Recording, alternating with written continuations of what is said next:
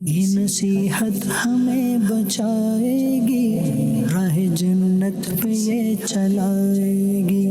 یہ نصیحت ہمیں بچائے گی، راہ جنت پہ یہ چلائے گی۔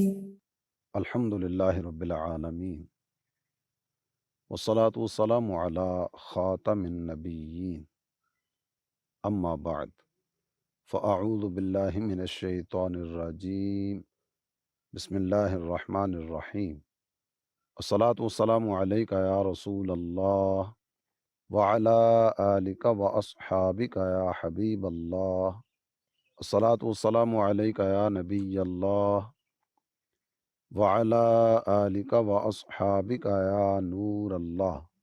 میرے پیارے اسلامی بھائی اور مدنی چینل کے ناظرین، مدنی چینل کے پروگرام نصیحت بھری باتیں کے ساتھ ایک دفعہ پھر آپ کی خدمت میں حاضر ہیں۔ اس پروگرام میں شیخ فرید الدین عطار علیہ رحمۃ اللہ الغفار کی بیان کردہ نصیحتیں آپ کی طرف بڑھانے کی سعادت حاصل کی جاتی ہے۔ آئیے آج کے موضوع کی طرف بڑھنے سے پہلے ہم درود پاک پڑھنے کی ایک فضیلت سننے کی سعادت حاصل کرتے ہیں۔ درود پاک پڑھنے کے ویسے تو بہت سارے فائدے ہیں، کافی سارے انعامات کا تذکرہ کیا گیا۔ فضائل درود و سلام کے نام سے مفتی عنایت احمد کاکوروی علیہ رحمۃ اللہ الکوی نے ایک کتاب تحریر فرمائی۔ اس میں ایک جگہ پہ آپ نے چند فضائل درود پاک کے جمع کیے۔ یہ فضیلتیں ذکر کرنے کے بعد آپ ارشاد فرماتے ہیں کہ ان فضیلتوں میں سے اگر کوئی فضیلت بھی نہ ہوتی تو بھی محبت کرنے والے کے لیے اتنا ہی کافی تھا کہ جب یہ درود پاک پڑھتا ہے، اس کا نام اس کے کریم آقا صلی اللہ تعالی علیہ وآلہ وسلم کی بارگاہ اقدس میں پیش کر دیا جاتا ہے۔ غلام کا نام آقا کی بارگاہ میں پیش کر دیا جائے، اس سے بڑھ کر اور کیا فضیلت ہوگی۔ صلو علی الحبیب صلی اللہ تعالی علی محمد وعلی آلہ وصحبہ وبارک وسلم۔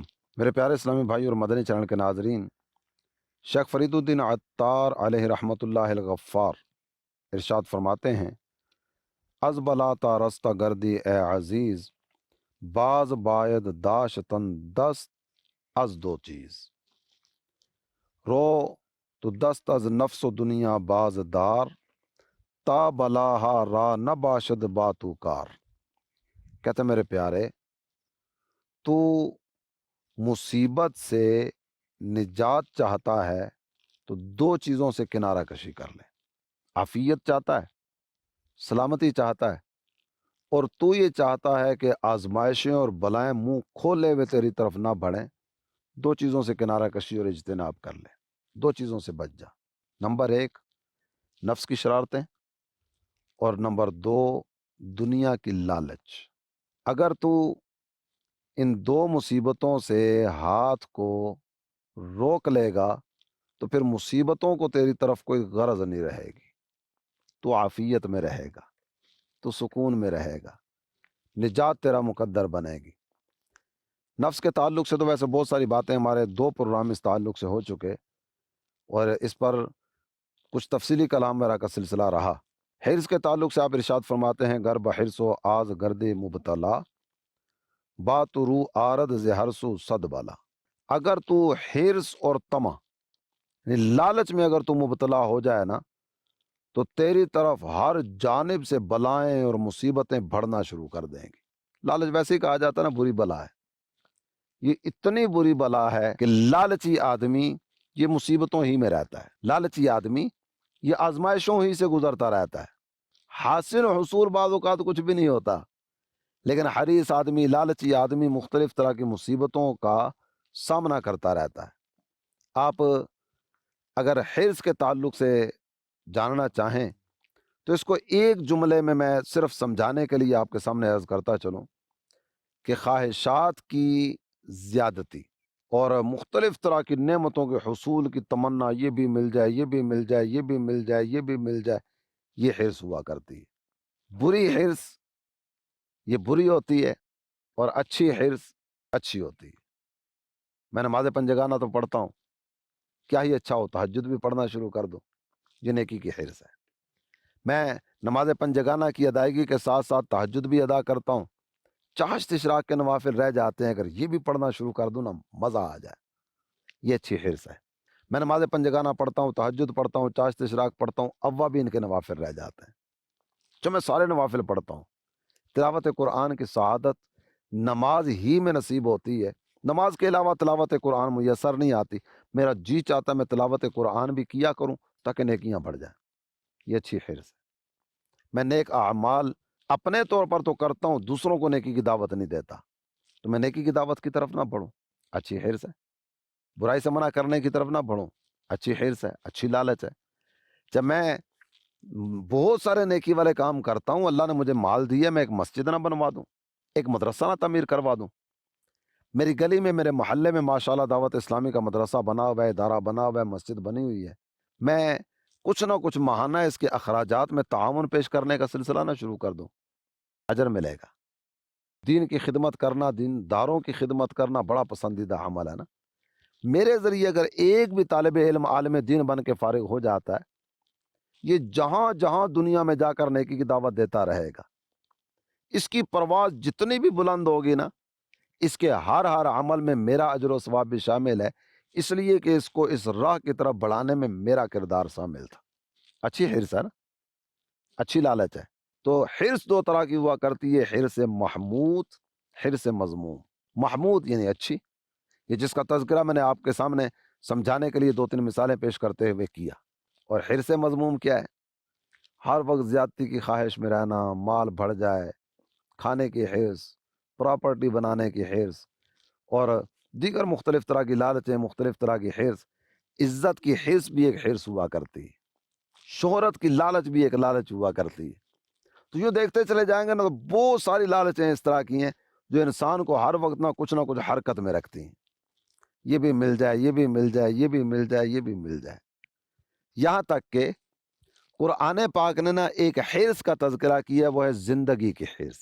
مجھے موت نہ آئے، میں جینا چاہتا ہوں، میں زندگی گزارنا چاہتا ہوں۔ قرآن کہتا ہے وَلَتَجِدَنَّهُمْ أَحْرَصَ النَّاسِ عَلَىٰ حَيَاةٍ وَمِنَ الَّذِينَ أَشْرَكُوا يَوَدُّ أَحَدُهُمْ لَوْ يُعَمَّرُ أَلْفَ سَنَةٍ۔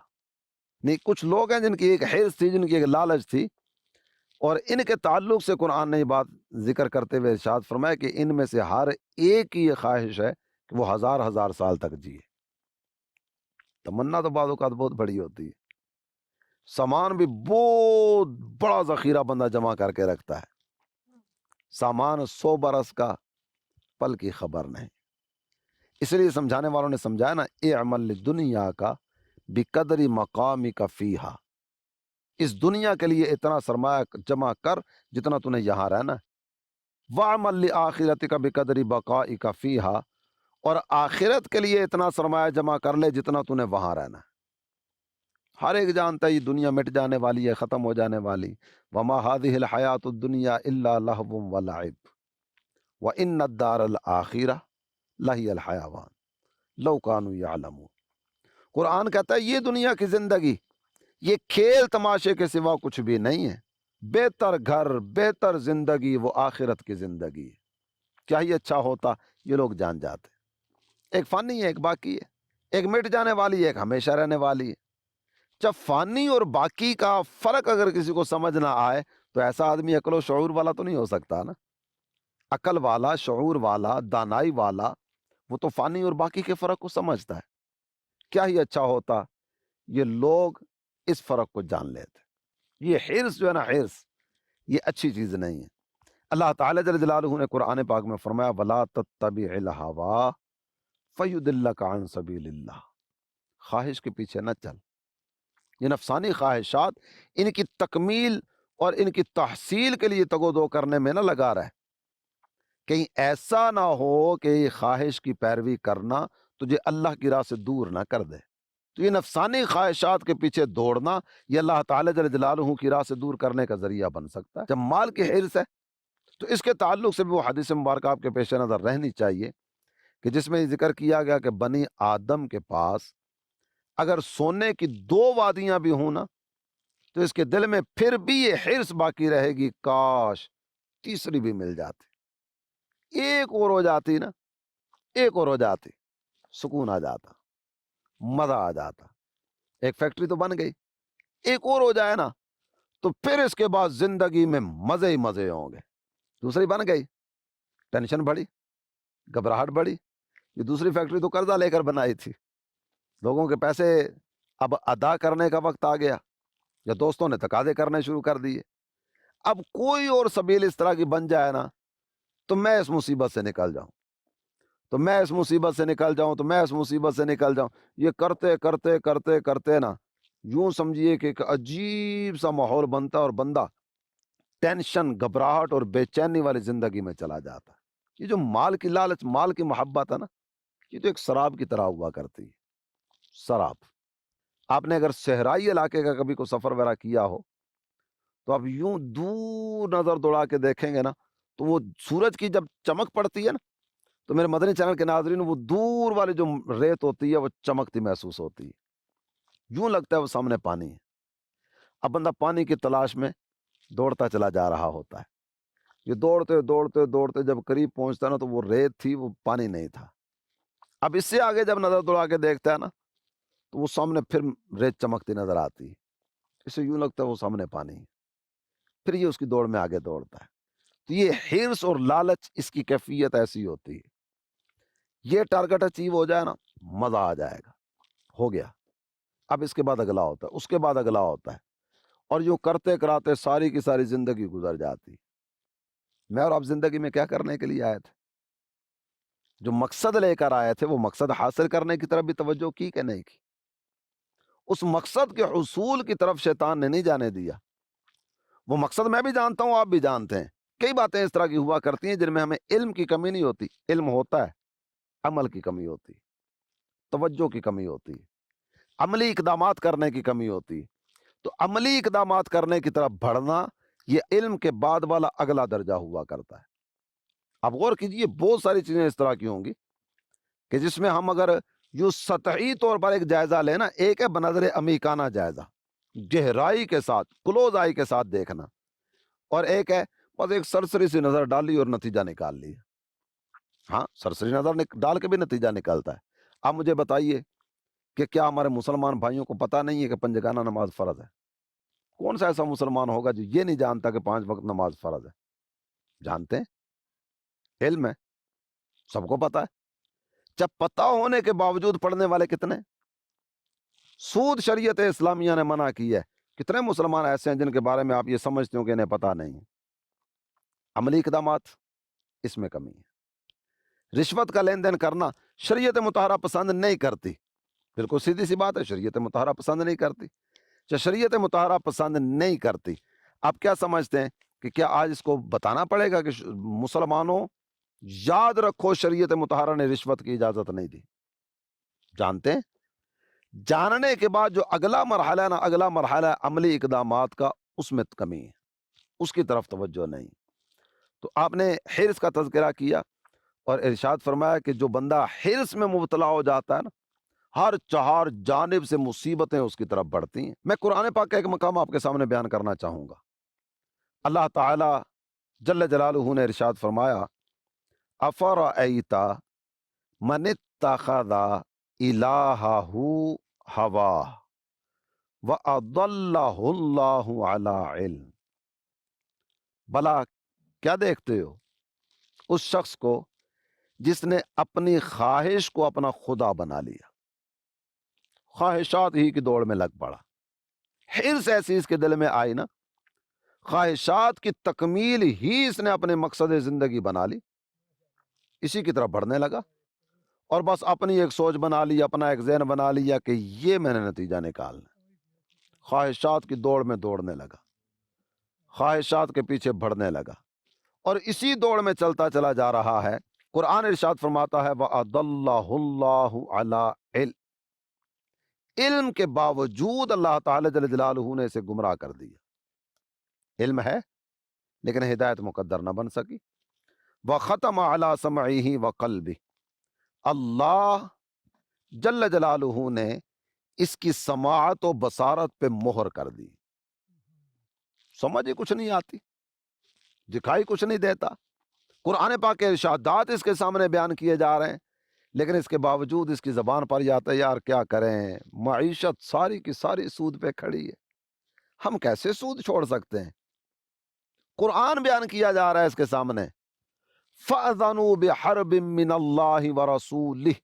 سنو، اللہ نے قرآن میں یہ بات ارشاد فرمائی ہے کہ جو سود کا لین دین کرنے کے لیے بڑھے گا نا، اللہ اور اس کے رسول کی طرف سے اس کے لیے اعلان جنگ ہے۔ اللہ اور اس کا رسول اعلان جنگ دے رہا ہے، تو کیا اتنی ہمت ہے کہ تم اپنے رب سے ٹکر لے سکو گے؟ کیا اتنی سکت ہے کہ تم اللہ کے رسول صلی اللہ تعالی علیہ وآلہ وسلم کا مقابلہ کر سکو گے؟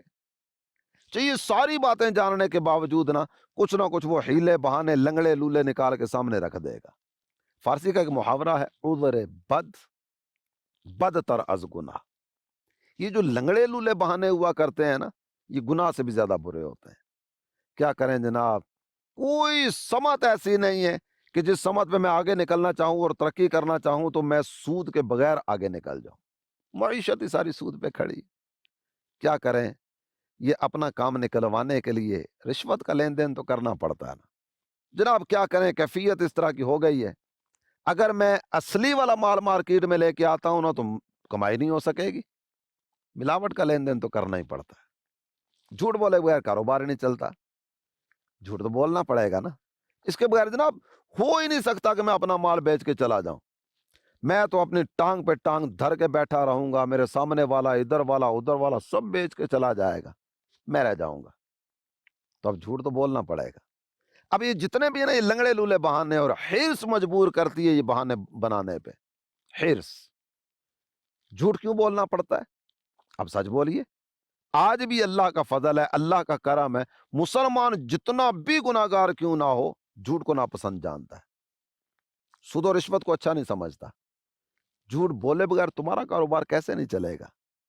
اگر کسی گاہک کا ذہن بن جائے نا کہ یہ دکاندار سچ بولتا ہے، جو دکھاتا ہے وہی دیتا ہے، کوالٹی جو بتاتا ہے وہی نکلتی ہے، اور مارکیٹ میں اس جیسا سچا آدمی کوئی بھی نہیں ہے، تو آپ بتائیے کہ یہ سارے کا سارا گاہک سارا بازار چھوڑ کے اس کی طرف نہیں آئے گا؟ ادھر بدتر از گناہ۔ میرے مدنی چینل کے ناظرین، یہ کھلی حقیقت ہے کہ جو لنگڑے لولے بہانے ہوا کرتے ہیں نا، یہ گناہ سے بھی زیادہ بدتر ہوا کرتے ہیں۔ بہرحال اس کے بعد اگر آگے بڑھیں تو شیخ ارشاد فرماتے ہیں، آنکھ نبود ہیچ نقدش درمیاں، ہر کجا باشد بود اندر اما۔ اپنے یہ لمبی لمبی خواہشات یہ سبب بنتی ہے نا لالچ اور حرص کا، تو اس کے تعلق سے ایک بات ذکر فرمائی، کہتے ہیں جس کی تھیلی میں کوئی مال نہ ہو، جس کے پرس میں کوئی سرمایہ نہ ہو، جس کا بیگ خالی ہو، وہ جہاں بھی رہے نا وہ امن میں رہتا ہے۔ آپ نے بالکل سادہ سے لفظوں میں ایک بات ذکر کر دی ہے، جس کا بیگ خالی ہوتا ہے نا وہ جہاں بھی ہو وہ امن میں ہوتا ہے۔ اس راستے سے گزرنا چاہتا ہوں، یار کیا کروں، کہیں ایسا نہ ہو ڈاکو پیچھے لگ جائیں، نہیں یہ وقت ٹھیک نہیں ہے، میں اس وقت نہیں نکل سکتا، یہ راستہ ٹھیک نہیں ہے۔ راستے میں اگر کسی نے روک لیا تو، مال چھین لیا تو، آزمائش ہو گئی تو، کسی نے گن پوائنٹ پہ راستہ بند کر دیا تو، یہ مختلف طرح کے کھٹکے لگے رہتے ہیں نا جو ڈراتے رہتے ہیں۔ اور اگر کسی کی جیب بھی خالی ہو، کسی کے پاس کچھ بھی نہ ہو، تو وہ تو سنسان رستوں میں بھی بے فکر ہو کے جا رہا ہوتا ہے۔ کیوں؟ کسی نے پکڑ بھی لیا تو کیا نکلے گا، اپنے پاس ہے ہی کچھ نہیں، اپنی جیب بھی خالی ہے، اپنا دامن ہی خالی ہے۔ تو شیخ فرید الدین عطار فرماتے ہیں، جس کی تھیلی میں، جس کے بیگ میں کوئی نقدی نہیں ہوتی نا، وہ جہاں بھی ہو آرام سے ہوتا ہے۔ بعض ایریاز اب بھی اس طرح کے ہیں کہ جہاں پیدل سفر کے سلسلے ہوتے ہیں، پیدل سفر کرنے والا جس کے پاس کچھ نہ کچھ سرمایہ موجود ہے نا، وہ رستے میں کسی جگہ رکے گا نہیں، وہ بڑھے گا، بڑھتا چلا جائے گا، وہ نان سٹاپ چلے گا۔ کیوں؟ اگر میں نے یہاں بریک لگائی نا، کہیں ایسا نہ ہو میرا مال چھن جائے۔ اور جس کے پاس کچھ بھی نہیں ہے وہ جہاں تھکے گا وہیں بیٹھ جائے گا، ایسے جناب وہ ٹیک لگائی کسی درخت کے ساتھ بیٹھ گیا۔ کیوں؟ کوئی مسئلہ نہیں ہے، کو آئے گا، حال احوال کرے گا، دو پیار محبت کی باتیں کرے گا، چلا جائے گا، اپنے پاس تو ہے ہی کچھ نہیں۔ تو یہ مثال ذکر کر کے نا آپ فرما رہے ہیں، دیکھ لمبی لمبی خواہشات اگر دل میں بنائے گا نا تو یہ لمبی خواہشات تجھے حرص اور لالچ کی طرف لے کر جائیں گے۔ لمبی خواہشات کے چکر میں نہ پڑ، طول عمل، باقاعدہ سے اس پر نا ہمارے علماء نے کتابیں تحریر فرمائی ہیں۔ طول عمل کا مطلب ہے لمبی امیدیں قائم کرنا، لمبے لمبے तफक्कुरात, लंबी लंबी ख्वाहिशात और लंबे लंबे मनसूबे बनाते फिरना। क्या जिंदगी है कितनी पता नहीं है। बहुत ज्यादा भी कुछ जी लेगा, कितना जी लेगा, 50 साल, 60 साल, 70 साल, 80 साल, 90 साल, चले 100 साल। इसके बाद क्या होगा? इसके बाद मौत। इससे पहले भी हकीकत ये है कि मौत है, कोई पता नहीं है कि कब मैं दुनिया से चला जाऊं। तो 1000 साल की तैयारी क्यों? 500 साल की तैयारी क्यों? ये लंबे लंबे मनसूबे क्यों? अपनी कब्र हश्र को याद करने की तरफ तवज्जो क्यों नहीं? ये बात जिक्र करने के बाद आपने इरशाद फरमाया, नफ्स व दुनिया रा रिहा कुन ए पिसर, ता रहे अज हर बलाओ हर खतर। मेरे प्यारे बेटे, नफ्स और हिर्स इन दोनों चक्करों में ना पड़ना। नफसानी ख्वाहिशात को भी एक तरफ कर दे और हिर्स और लालच इसको भी एक तरफ कर दे। ये दोनों मुसीबतें तेरे दिल से अगर निकल गई ना, तो हर मुसीबत से तू अमान में रहेगा। ए बसा कस बराए नफ्स जार, दर बला उफ्ताद गश्त अज गम नजार। मेरे बेटे, बहुत से आदमी ऐसे हैं जो सिर्फ और सिर्फ ना अपने नफसानी ख्वाहिशात और लालच की वजह से मुसीबत में पड़े हुए। बहुत सारे लोग इस तरह के, इसी परेशानी में घुलते घुलते ये कमजोर हो गए। अगर तू ये चाहता ना सुकून में रहे, तो हिर्स को अपने दिल से निकाल दे, हिर्स को अपने दिल से निकाल दे। और फिर कहते हैं, ता दिलत आराम याबद ए पिसर, बूद और नाबूदे जहां यकसा शुमर। मेरे बेटे, तू ये चाहता है ना तेरा दिल सुकून में रहे, तुझे कोई घबराहट, कोई टेंशन, कोई आजमाइश का सामना ना करना पड़े, तो सुन, दुनिया में रहने या ना रहने को बराबर शुमार कर। मैं हूं तो भी, नहीं हूं तो भी, इसे बराबर शुमार कर। मैं दुनिया में रहूं या चला जाऊं, इसको बराबर शुमार कर। ये जो लालच दिल में पैदा होती है ना, ये भी समेट दूं, वो भी हासिल कर लूं, ये भी मेरे पास आ जाए, वो भी मेरे पास आ जाए, ये नेमत भी मेरे पास पहुंच जाए, वो भी मुझे मिल जाए, ये वो जो लपेटने के चक्कर में होता है ना, इसकी तवज्जो होती है यार सारी जिंदगी पड़ी है, ये सारी नेमतें पास होंगी तो सुकून से रहूंगा ना। और अगर पता हो कि मैं हूं या नहीं हूं, एक जैसा ही है, कब दुनिया से चला जाऊंगा कुछ पता नहीं है। जब तवज्जो इन चीजों की तरफ होगी ना, तो ये दुनियावी ख्वाहिशात और नफसानी मामलात से यकसर बाद आते हुए जिंदगी बसर करेगा। अल्लाह की रहमत से लालच निकल गई ना, तो सुकून और चैन और करार इसका मुकद्दर बनेगा। और ये बात जिक्र करने के बाद आपने इरशाद फरमाया, अज अज़ाबो कहर हक ऐमन मबाश, दर पे आजार हर मोमिन मबाश। मेरे बेटे, एक दो बातें तुमसे और भी शेयर करता चलो, सुनो। अल्लाह के अजाब से बेखौफ ना होना, अल्लाह के अजाब का डर अपने दिल से ना निकालना। इसलिए अल्लाह के अजाब से डरते हुए किसी भी ईमानदार को तकलीफ देने का ना सोचना। मेरी वजह से किसी मुसलमान का दिल ना दुखे, मेरी वजह से किसी को तकलीफ ना पहुंचे, इसका ख्याल रखना। मेरे मदनी चैनल के नाजरीन, बातें तो और भी हैं जो आपके सामने जिक्र की जा सकती हैं, लेकिन प्रोग्राम का वक्त अपने इख्तिताम पर है, इसलिए एक बात आपके सामने रख के मैं गुफ्तगू क्लोज करने जा रहा हूं। आप फरमाते, हर किरा रन जान दाए उजरश बखा, ताना बाशद खस में तू दर अरसागा।